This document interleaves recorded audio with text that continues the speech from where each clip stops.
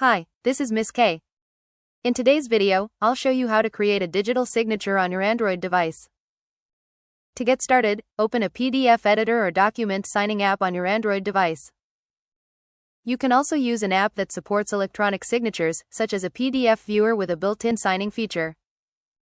Next, open the document you want to sign and look for the Fill and Sign, or Add Signature option. Tap it, then choose Create Signature.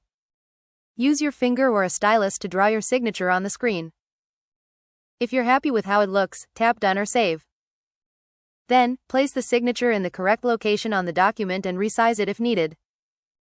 Once you've finished signing the document, tap Save or Export to keep a signed copy on your device. You can also share the signed document by email or your preferred messaging app. And that's it, you've successfully created and used a digital signature on your Android device. Happy watching! Don't forget to like, share, and subscribe for more helpful tutorials.